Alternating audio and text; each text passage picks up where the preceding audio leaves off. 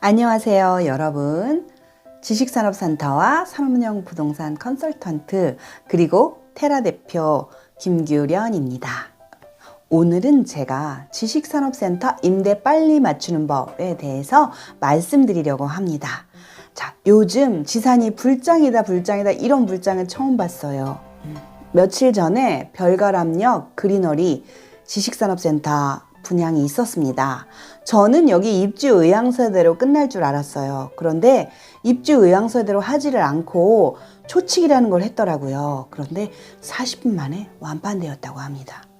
많은 사람들이 초치기 연습을 얼마나 많이 했을까요? 그런데 또 이렇게 여기가 초치기가 되니까는 향동의 8블럭, 현대 테라타워 그 지식산업센터도 5블럭 못지않게 금방 끝났다고 합니다. 와, 지산이 불장이에요. 지산이 열렸다만 하면은 정말 초치기를 하면은 40분 만에 끝날 정도로 그렇게 요즘 불이 났습니다. 그런데 향동 지식산업센터 엄청 많이 짓고 있죠. 구리갈매 지식산업센터 엄청 많이 짓고 있죠. 하남 지식산업센터 엄청 많이 짓고 있죠. 동탄 지식산업센터 엄청 많이 짓고 있죠. 하지만 사람들은 구름대처럼 몰려와서 와, 지식산업센터 임대 걱정도 안 하고 그냥 막 받고 있습니다. 그렇게 많은 사업자가 거기 있을까요? 물론 몇 년 내에는 다 들어옵니다. 그러나 우리가 정말 잘 골라받아야 합니다. 일단 역에서 가까운 데는 걱정할 필요는 없어요. 그리고 일단 수요가 많고 공급이 없는 곳은 걱정할 필요가 없어요. 그런데 수요 많고 공급 많지만 그 수요가 한 3년, 4년, 5년 만에 채워진다. 그러면 걱정을 해야 되죠. 그리고 아무리 지식산업센터가 많아도 임대 나갈 곳은 또 나가요. 그렇기 때문에 그 임대 나갈 곳은 나간다? 보통 분양 상담원들이나 아니면 분양 대행사 대표님들이 지산을 분양을 받으면 임대를 꼭 맞추더라고요. 왜 맞출까요? 손님들이 오시잖아요. 입주지원센터에 가면은. 그럼 자기 거 먼저 맞추면 되는 거죠. 그래서 그분들은 걱정이 없겠지만 손님들은 걱정을 좀 하셔야 돼요. 그 임대를 맞추기 위하여서 노력을 해야 됩니다. 그러면 어떻게 노력을 해야 될까요?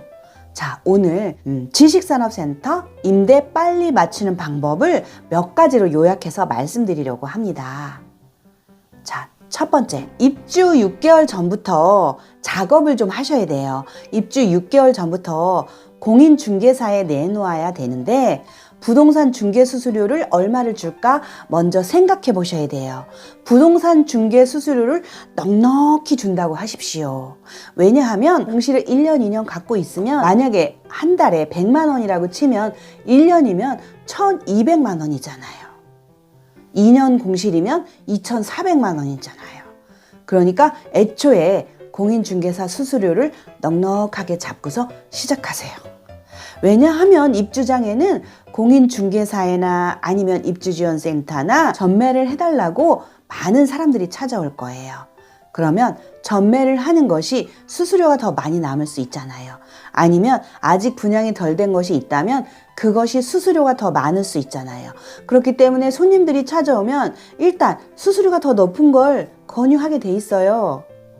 아, 대표님, 임대하지 마시고 전매하세요. 지금 전매 나온 거 있는데요. 이거 하시면 앞으로 대표님께서 이러이러한 혜택이 있고 또 나중에 분양가도 오르고 시세 차익도 노릴 수 있고 융자 많이 해주니까 대표님이 월세보다 쌉니다. 라고 유도할 수 있습니다. 돈의 장사는 없습니다. 자, 그래서 첫 번째 꼭 기억해야 될 거, 중개 수수료 높이 책정할 것. 두 번째는 많은 발품을 팔으셔야 돼요. 공인중개사 가까운 데뿐만 아니라 먼 데까지 보통 한 4, 50군데는 내놓으셔야 돼요. 자, 왜냐하면은 한 군데만 내놓잖아요. 그러면은 한 군데 내놓으면은 그분이 양타를 치기 위해서, 양타라는 건 임대를 내놓는 사람, 또 임대 들어오는 사람 두 군데서 수수료를 받으면 높잖아요. 그렇기 때문에 자기만 알고 다른 곳에 내놓지 않는 경우가 많습니다. 그러니까 임대 놓는 주인분이 스스로 4, 50군데를 내놓는 거예요. 첫 번째는 A4 용지에다 프린트를 해서 뽑아가세요. 첫 번째 주소, 그리고 전용 면적, 분양 면적. 세 번째 뭐 층고라든가 아니면 여기에 들어올 수 있는 업종이라든가 그리고 옆집에는 뭐 세를 놓는 사람인지 아니면 시립준지 이런 것까지 잘 적어서 그래서 A4 용지에 빼가지고 50군데 정도 가지고 가서 그걸 주면서 임대를 요청하십시오. 두둑한 임대료를 얘기하시면서. 하늘은 스스로 돕는 자를 돕는다고 했잖아요. 이런 노력을 해야지 하늘이 돕습니다. 그리고 우는 아이 젖준다고 했잖아요. 이것이 임대 놓는지 안 놓는지 알 수가 없잖아요. 그래서 막 울어야 합니다. 그게 여기저기 내놓는 거예요. 그런데 공인중개사에만 내놓지 말고 인터넷에도 한번 내놔보세요.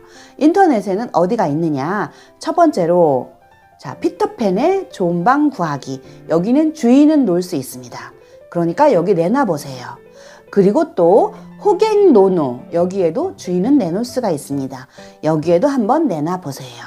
그리고 블로그를 하신다면 블로그에 한번 내놔 보시고요. 카페를 운영하신다면 카페에도 한번 내놔 보시고요. 운영은 안 하지만 가입돼 있는 데가 많이 있다 하시면 한번 내놔 보세요. 그리고 뭐 동네 당근마켓이나 요즘에는 뭐 중고나라에도 부동산을 올릴 수 있더라고요. 이렇게 부동산에 대해서 올릴 수 있는 곳에는 모두 올리시기 바랍니다. 그리고 본인이 뭐 유튜브를 한다면은 유튜브를 하셔도 되고 아니면 페이스북을 하신다면 페이스북에 올려도 되고 자 이렇게 여러 매체에 올려놓아서 울어야 합니다. 우는 아이 젖준다고 했습니다. 자 그런데도 안 나가요. 그러면 세 번째 뭘 해야 하냐면 인테리어를 살짝 한번 해보세요.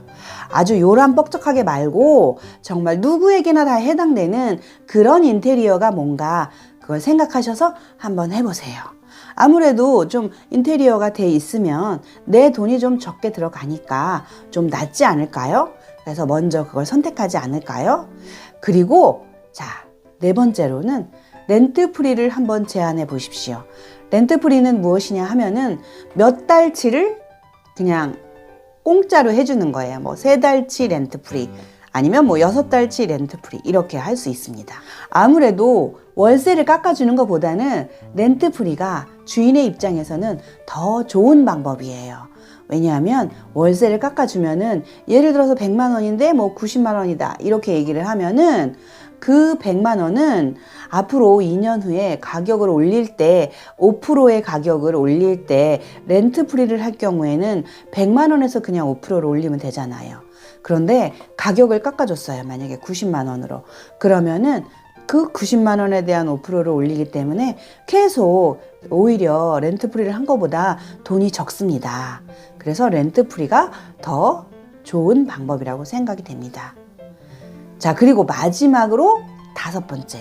이 마지막으로 5번째는 잘 하지는 말아야 되겠지만 정 안 나간다면 입주장이라서 막 수백 개가 쏟아져 나와가지고 어쩔 수 없다면 그러면은 좀 가격을 낮춰 보십시오. 자, 그런데 제가 동탄에서 이런 일이 있었어요. 동탄에 지식산업센터를 분양을 받으신 분이 계신데 그 분이 그때 임대 맞추기가 굉장히 쉬울 줄 알고 평당 23,000원에 임대를 달라고 하시는 분이 계셨는데 싹 거절했어요. 그거 너무 싸니까 조금 올려서 받으려고요. 그런데 그 이후에 문의가 안 오는 거예요. 그래서 문의가 와서 정말 1,000원일 수도 있었던 건데 1년 안 나가 2년 안 나가 계속 임대가 안 나가는 거예요. 그러면 1년 치면은 100만 원만 쳐도 1,200만 원이죠. 200만 원. 그 다음에 2년이면은 2,400만 원이죠. 조금 깎아주는 게 낫지. 그래서 깎아달라고 하면 그냥 깎아주세요.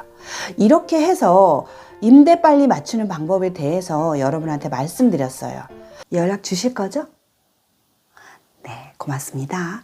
안녕히 계세요.